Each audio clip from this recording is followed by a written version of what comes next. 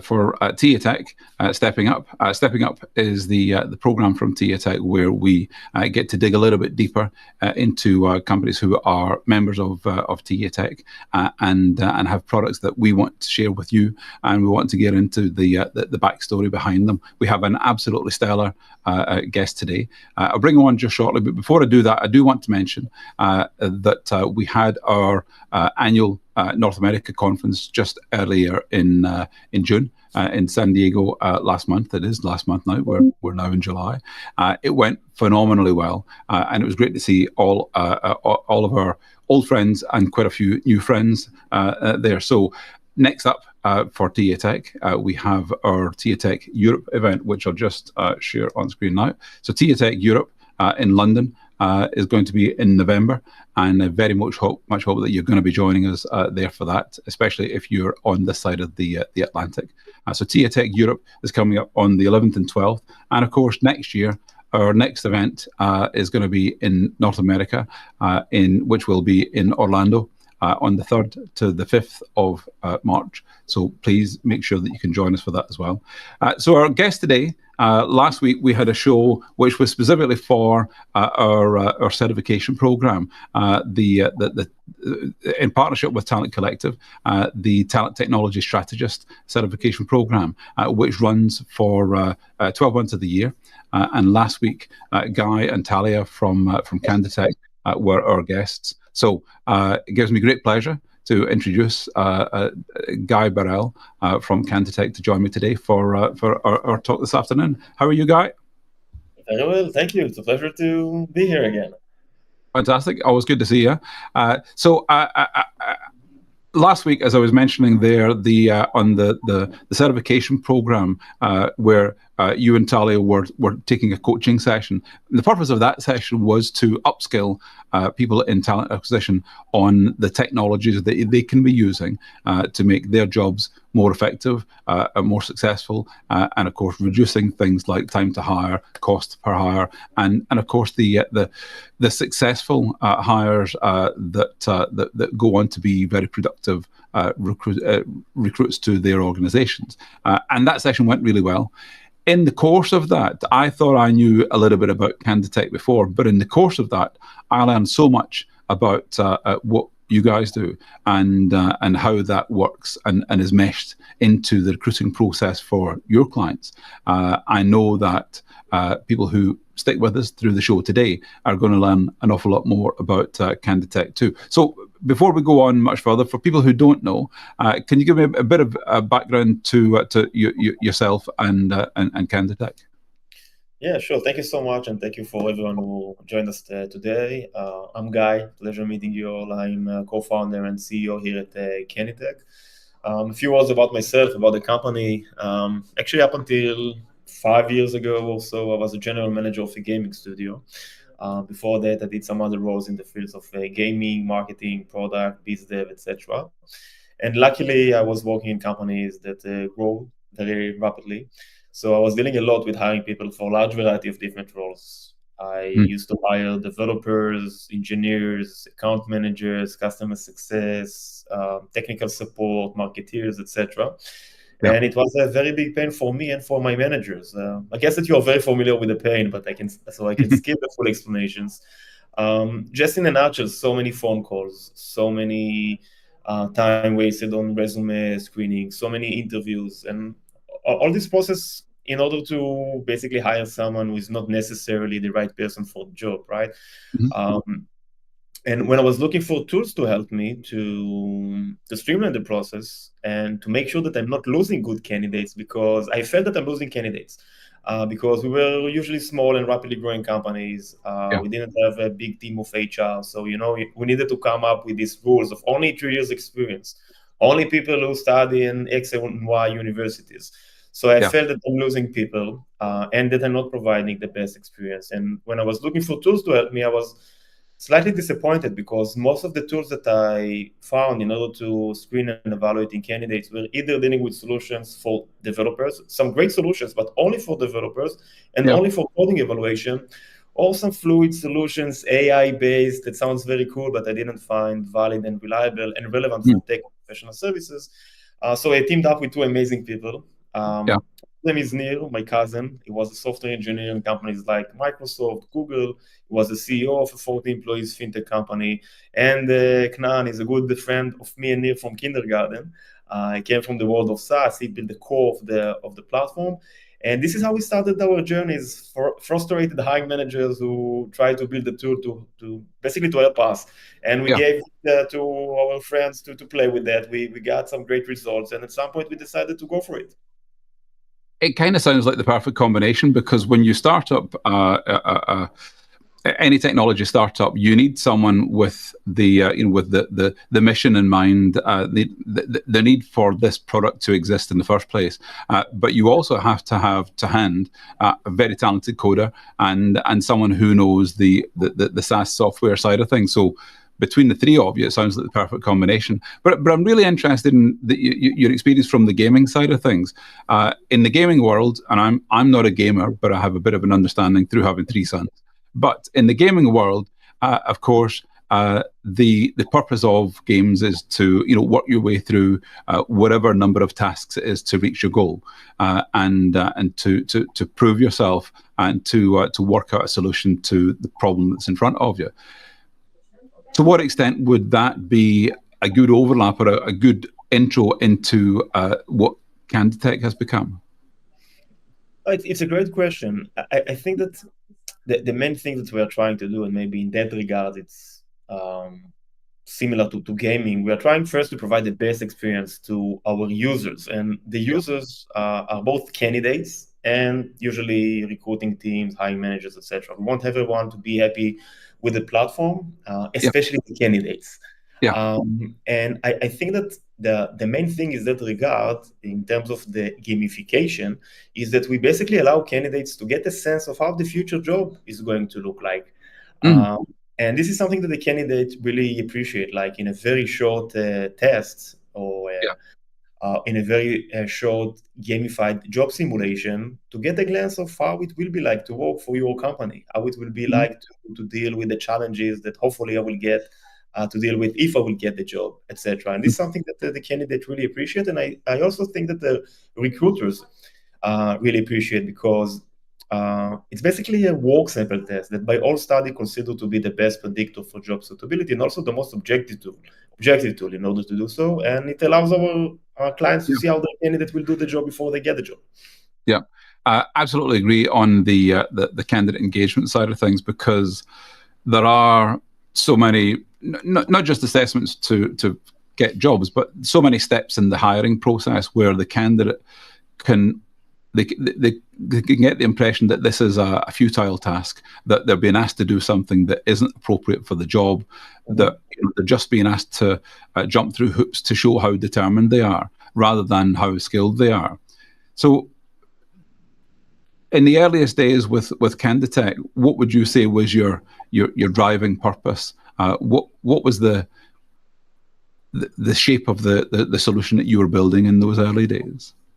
Sure. So I think that what we felt as hiring managers, as mentioned, that we are losing good candidates because of the rules of physics. You can't interview everyone, so you need to come up with the rules in order to decide who are the people that you will meet. And usually these rules, in many cases, are built on bias, like only 3 years experience, or some other things that basically screen out candidates that can be great for our company.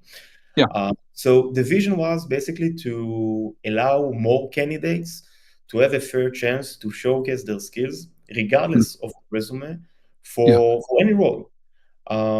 And the big mission is to basically create a world without resume, where everyone can apply, putting much more weight on their ability for doing the actual job.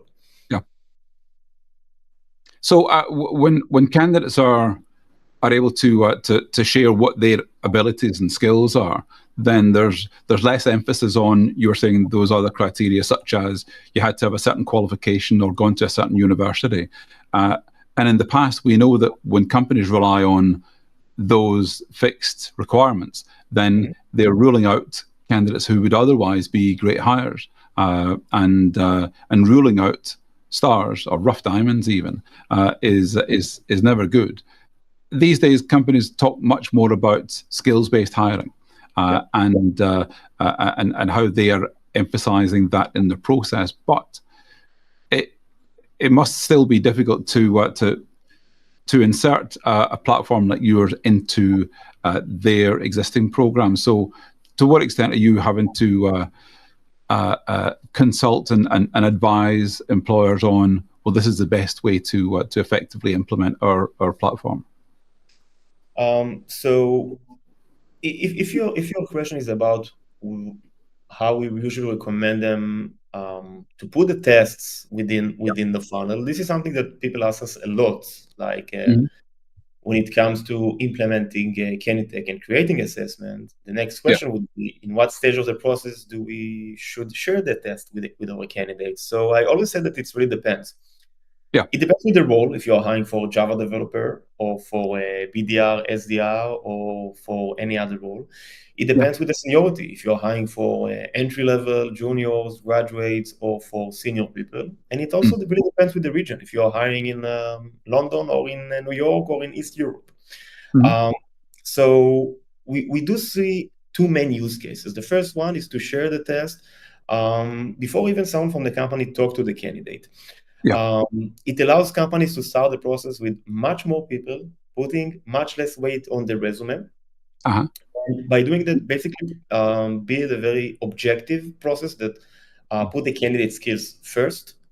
I'll give you an example. We have a British company that shared a few months ago our test with 1,500 people without even talking to them for a role of junior data analyst. All the people were graduates. In 5 days, 85% of the people submitted the test.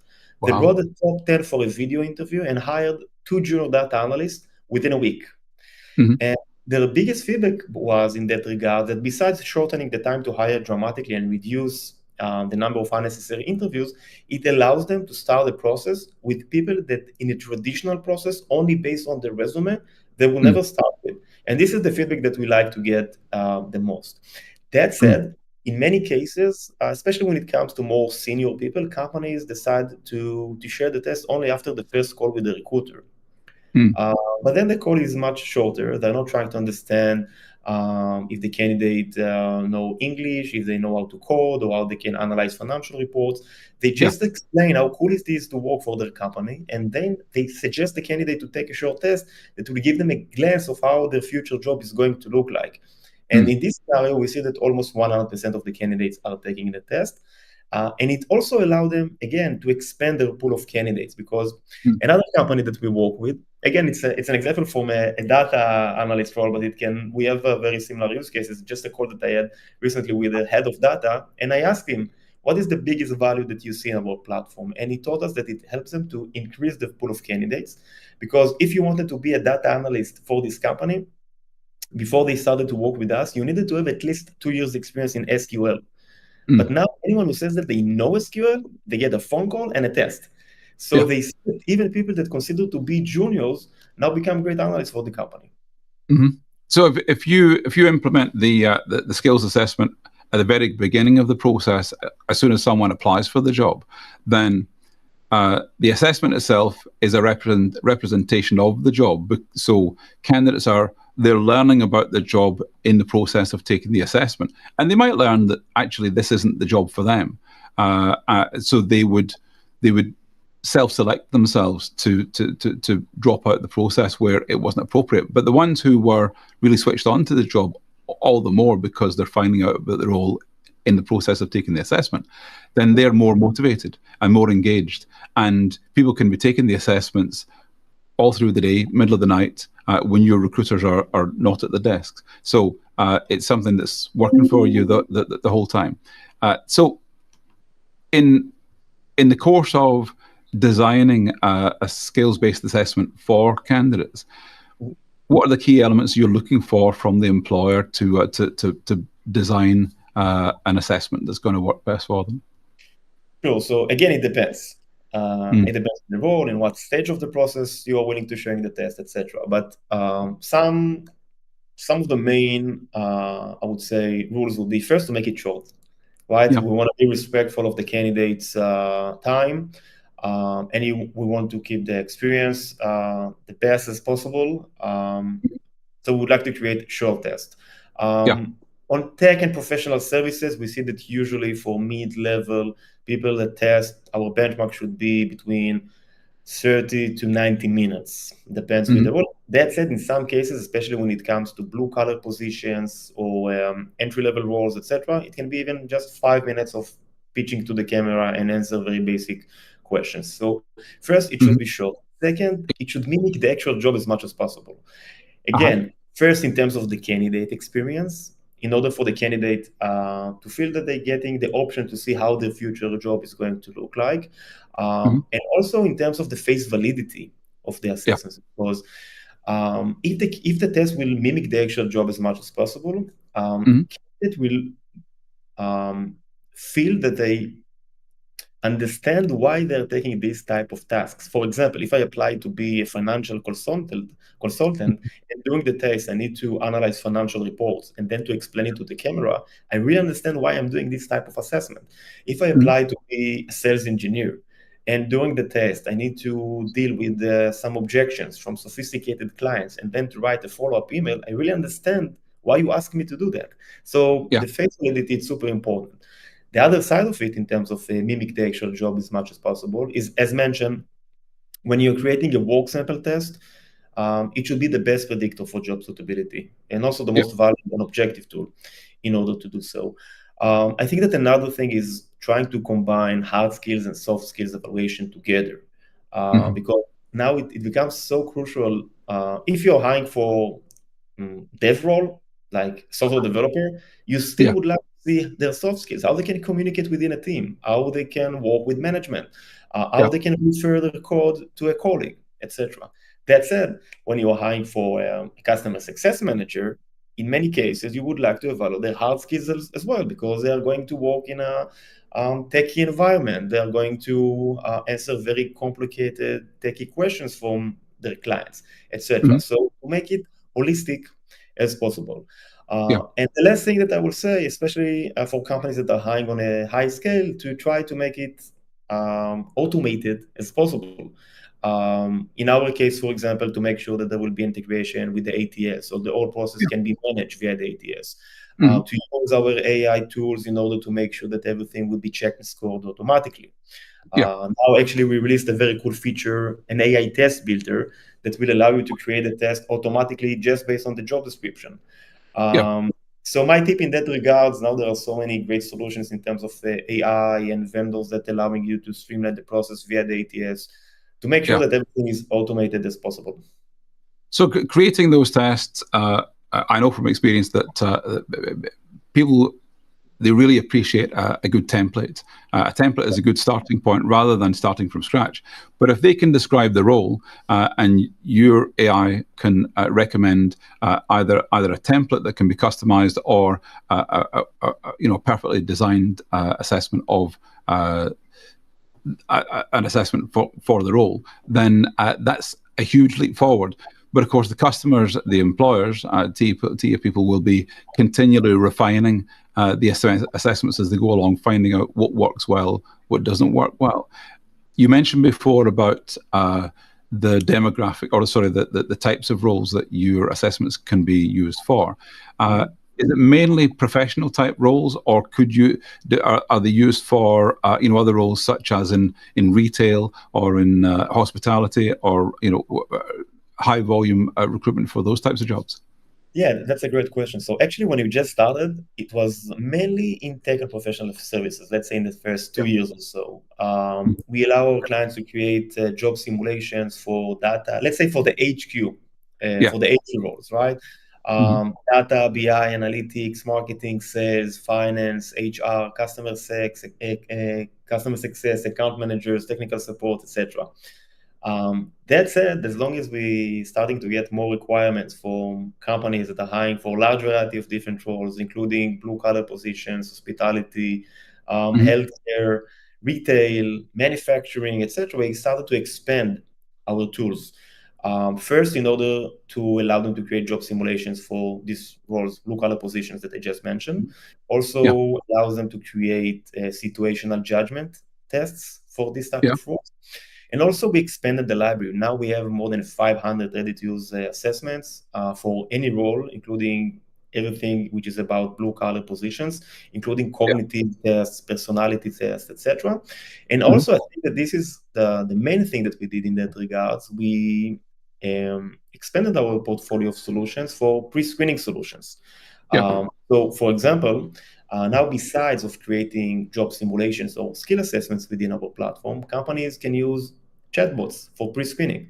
So just imagine that you apply to be to work as a sales rep or for a telemarketing role in a company where they have millions of candidates a year. So you just applied via the website, and now you get a chatbot. It can be on WhatsApp or SMS, depends with the region, Yeah. asking you very basic questions. Are you willing to work in our are you willing to work in our branch in London? Are you willing to work shifts? Do you have driving license, etc.? Then, based according to your answers, we will move you to the relevant stage within the ATS automatically. And then the next stage of the process will be triggered, which can be a job simulation or a skill assessment. So this Yeah. is one tool that we developed for pre-screening. Another one is one-side video interviews, where the Oh, candidate can just use their mobile, asking very basic questions, pitching to the camera for 1 or 2 minutes. That's it. Great for high volume, mass hiring, blue collar positions. So the short answer is that today we work with large variety of different clients, everything from tech and professional services to blue yeah. collar positions in healthcare, retail, hospitality, manufacturing, Yeah. etc. And I think that companies that see the most value of Canditech are companies that are hiring for everything. On one hand, for the HQ role, and on the other end, they are hiring on a very high scale for students, graduate, blue collar position, hands-on role, etc. So are there particular demographics of jobs or types of companies that are prominent amongst your clients? Is there a pattern there of the particular companies who are using and using Canditech well?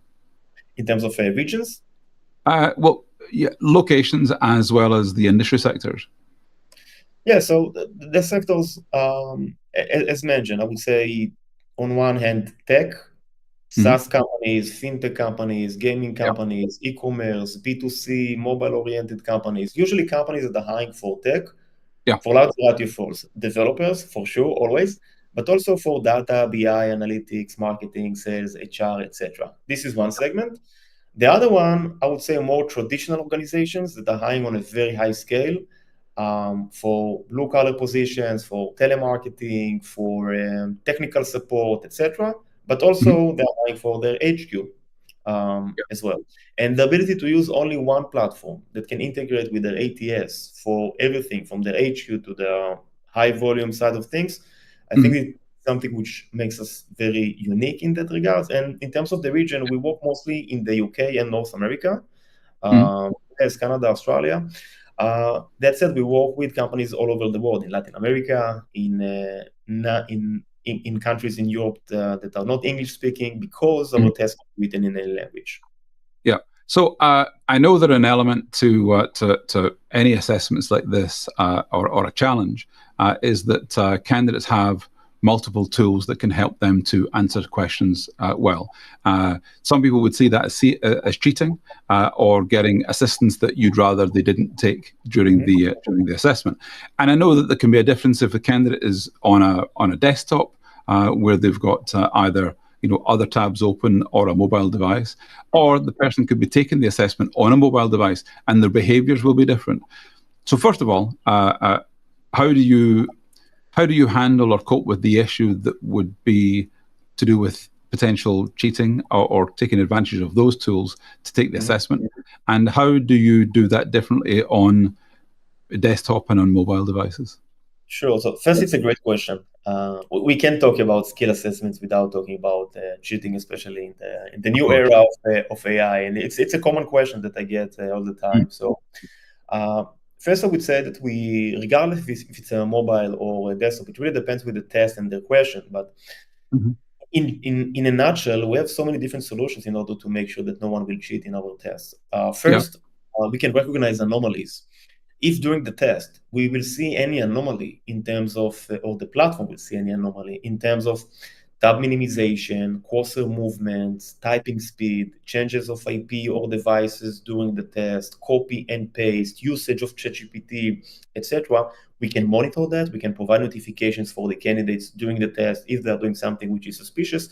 And also everything will be monitored and presented for the managers to see in the test report. We also have randomization of questions, which basically means that no candidate will get the same test. We also have webcam snapshots.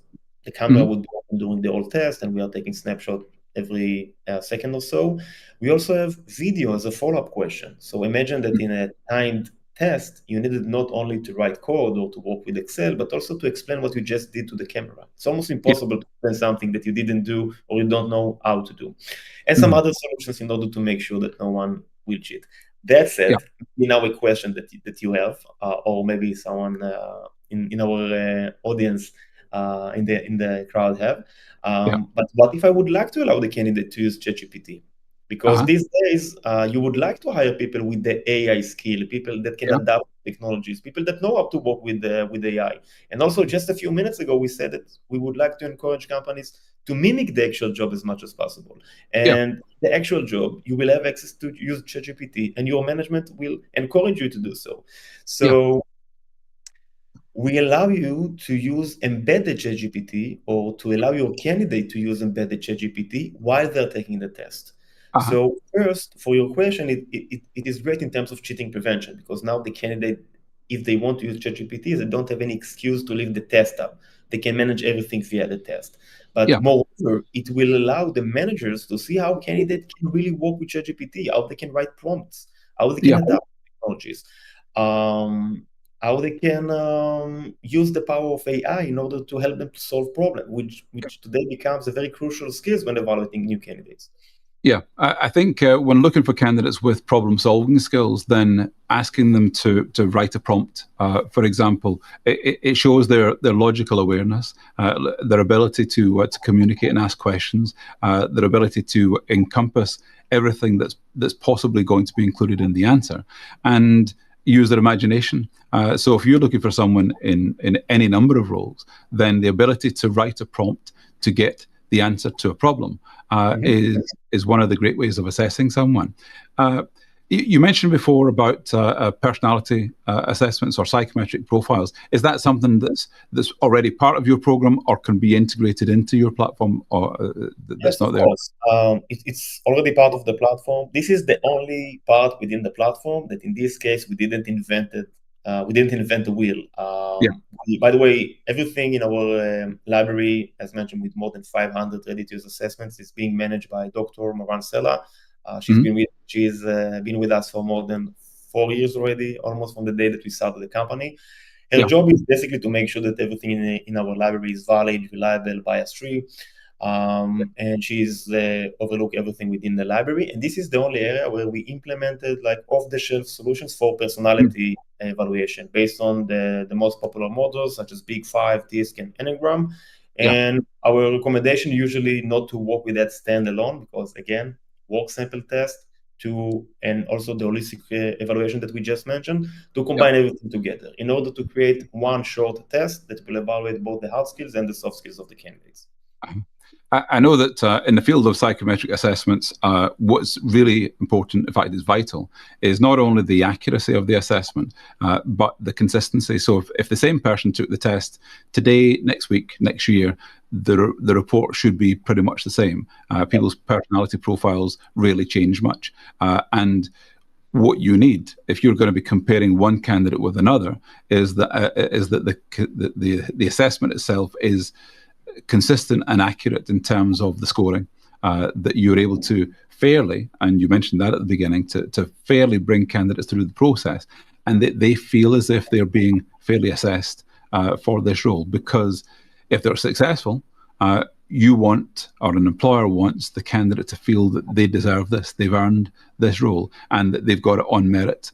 And equally, if they weren't successful, that they can feel confident that there would be another candidate who got the job, who maybe was just that bit closer to what the company were looking for. And fairness is at the heart of that. People feel good about a fair recruitment process, even if they don't get the job. And if you can create an environment where they feel that they're being seen and being fairly assessed, then they'll go away with a good feeling about your organization. You gave them a fair chance. Sure. Yeah. So when companies are getting a barrage of thousands of applications these days, I can see where this is a great way to fairly assess candidates and to whittle down the numbers to a manageable amount that you can then bring in for interviews. In interviews, is it common to use the reports from the assessments to prepare questions that you're going to be asking the candidates in the in-person interviews? Yes, actually, that's a great question. Many of our clients are using the tests during the interview. First, they're doing the test before the interview. It helps the hiring managers to come much more prepared for the interview and starting it on a much better starting point, because they already know, based on the benchmarks, what are the areas that they would like to focus on during the interview. And also, for some of our assessments, based on the candidate results, we allow the hiring managers, or we suggest the hiring managers to ask specific follow-up questions during the interview. And then during the interview, actually, a very nice feature that we recently released, exactly for the thing that you just mentioned, a mode that we call interview mode. It's for the hiring managers to click a button, and then all the candidate score or comments that they got on their test are being excluded from the test report. So the hiring managers can basically present the candidates with their tests and then asking them questions about it. So it's very useful to use during the interview. And also, by the way, in terms of the candidate experience that we just mentioned, it's great in terms of providing a very, I would say, objective and informative feedback for the candidates. Like not just saying you had a bad or good interview, or you had a bad or good test. They can really tell them that in SQL, you were better than 90% of the other candidates. You are great in SQL. That said, in analytical thinking, your score was only better than 14% of our candidates. So maybe it's an area that you need to focus on. And this is another thing that candidates really appreciate. Yeah. On that side of things, I can see that there would be a huge service to existing staff where you use the assessments for internal mobility, where you're looking for people to progress within an organization. And before going outside to find new candidates, you want to be aware of the skills that you already have within your organization that you can promote within your company. And as you mentioned there, where you can see gaps in someone's knowledge, you can recommend coaching or further education or training that person can take in order to be suitable for a role that they are ambitious to take on. Yeah, for sure. And many of our clients are using our tests not only for external candidates, but also for internal candidates, skill gap analysis, training, internal mobility, and et cetera, et cetera. Yeah.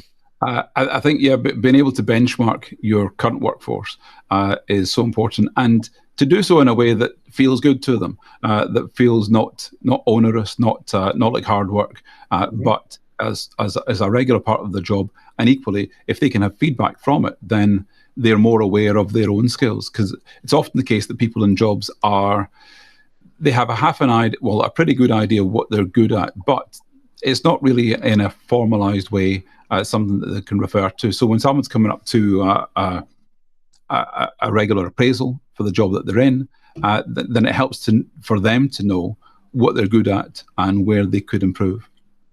Yes, for sure. Yeah.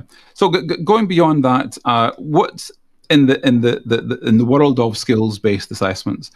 What's the competitive market like out there? Are there many companies doing what you do that are in the same profile, or are you seeing the ATS companies, the big ones like, say, Smart Recruiters and so on, building their own product within? How do you look to integrate with other technologies out there? Yeah, sure. So First, in terms of the market is competitive. There are many solutions for testing candidates. Mm. I Yeah. think that what makes us so unique in the field of skill assessments is first the holistic approach. Mm. As mentioned, the ability to provide company with one tool for evaluating people for all the roles within the company, not only for developers, not only for salespeople, and not only for blue-collar positions. Mm. The ability to use a platform that allow candidate to write code and SQL queries, but also pitch to the camera and send emails to clients, and also to take cognitive and personality assessments, Mm. including chatbots, etc. This is something which is very unique, allows companies to use only one tool or only one assessment platform. This is why many companies that used to use some other solutions switch to Canditech. Another thing which is very unique is the level of customization. Mm. Many other solutions are, I would say that it can be very, like, you can be very limited in the way that you can custom the test for your specific needs. In our platform, there is almost no any limitation, and you Yeah. can also build your test from scratch. And with many companies that we work with, they already have assessments. Mm. Things that the hiring managers created a few years ago using Google Doc, Excel, PDF, etc. Yeah. And they already have benchmark. They're really happy with their tests. So they can just implement their own test to our platform. So everything Mhm. will be checked and scored automatically. People will not be able to cheat. They will have the integration with the ATS, etc., etc. And this is something that our clients really appreciate. And I think that another key differentiator is the AI. I'm not Yeah. sure if we said AI enough in this call. We must say AI in 30 minutes Of at least. And course. It's the yeah, law. yeah. So in terms of creating assessment, just in by copying and pasting the job description, Mm. or using AI for automatically scoring if it's for Mm. open text or video questions, etc. I would say that it's another game changer, especially when it comes to high volume of candidates. It can be very helpful in terms of streamlining the process. You Yeah. also mentioned ATSs. So I know that some of the ATSs, they offer their own tools for, I would say, basic screening, and Yeah. I think that it can be useful just for the basic pre-screening side of things. Mm. But if you would like to evaluate things in a much more, let's say, in depth, like to really understand the candidate thinking processes, or to really understand the candidate technical skills, or to really understand how the candidate can sell your product and deal with objections from your clients, etc., Yeah. you would like to use a platform which is dedicated for that. And this is the exact reasons why we have integration with all of the ATSs that are out there. We don't see them as competitors, we see them Uh-huh. as partners. Yeah. And actually, in terms of our go-to-market strategy, it's one of the things that we are doing. Like, we are building more and more relationship and integration with ATSs. Yeah. And actually, many of our clients reached out to us because we are there, because we are in the ATS's marketplace, because with some of them we have some more advanced partnerships, etc. Yeah. So it's definitely one of the key areas within our go-to-market Yeah. strategy. Most, or certainly a significant number of members of TA Tech, they tell us that partnerships is a greater source of new clients than direct sales, because those integrations are so important. In terms of product development, I know, again from experience, that sometimes you learn really unusual things about your own product by the ways in which your clients use the platform, perhaps in ways that you didn't design. What sort of things do you learn from your customers about the way they use the platform that maybe you didn't expect in the first place, and can then go into your product development? That's a great question. I think that a big thing that we saw, that it wasn't planned, but it became like a main feature or a Mm. main use case within our platform, is using our tests for internal candidates. Yeah. As you mentioned, for skill gap analysis, for internal mobility, etc. Mhm. It's one thing that we saw. Another thing is that we basically developed the platform for companies that are hiring candidates in a traditional process for their own use, etc. That Mm. said, at some point we started to see that many recruiting companies or staffing firms or consulting companies that are hiring people Yeah. or other companies are using the platform in order to provide value for their client companies. So it becomes a line of business within Canditech. And of course, it's one of the best ways to implement diversity and inclusion in an organization where maybe your previous processes might have had an element of bias in recruitment. So when you bring in skills, then skills, not always, but if you design the assessment correctly, then the skills can obviate or get around areas of discrimination and bias, so that you're hiring people who are best for the job, as opposed to people who maybe you wrongly assumed would have the ability to do the job. And that's, of course, always a good thing. So in the hiring landscape just now, Guy, obviously Canditech is your primary concern, and through Canditech you'll have a perspective on the global hiring marketplace. Mm-hmm. How do you see things are evolving globally? You have clients, you have clients all over the world.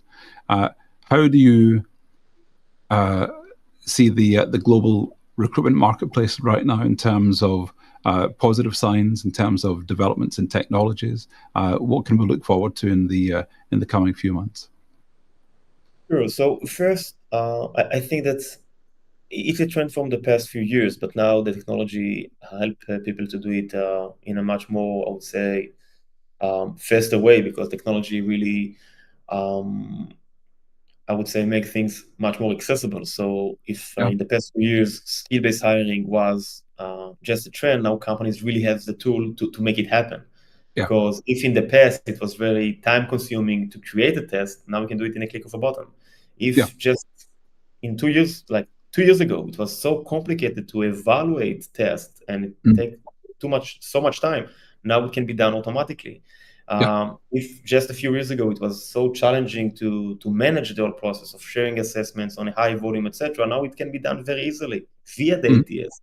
So I think that technology really made things much more accessible for recruiters, for hiring managers, especially now with the area of AI, and it allows them to really put much more weight on the candidate actual skills and less weight about their resume, especially now when it becomes like the Wild West, because companies are creating job description using AI, and then the candidate create resume using AI based on the job description that was created with AI, and then the ATS scraper scrape the candidate resume that was written with AI using AI, etc.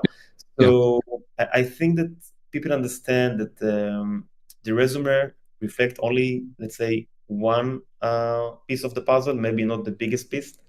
And they're looking for tools to really get a better understanding of the candidate actual skills and potential for doing the actual job.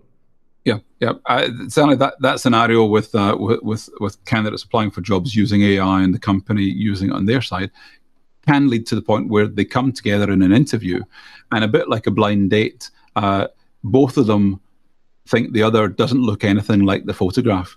It's not, this isn't the person I thought I was going to meet, and they have to then start again. But with skills-based assessments and a more sophisticated way of finding out about each other, then transparency is there from the very beginning, and people then know what they're getting into. If they're applying for this job, if they want the job, if they ultimately get hired for the job, they're already warm before they start. And equally with the employer, they know who they're hiring, rather than fingers crossed that they're going to work out.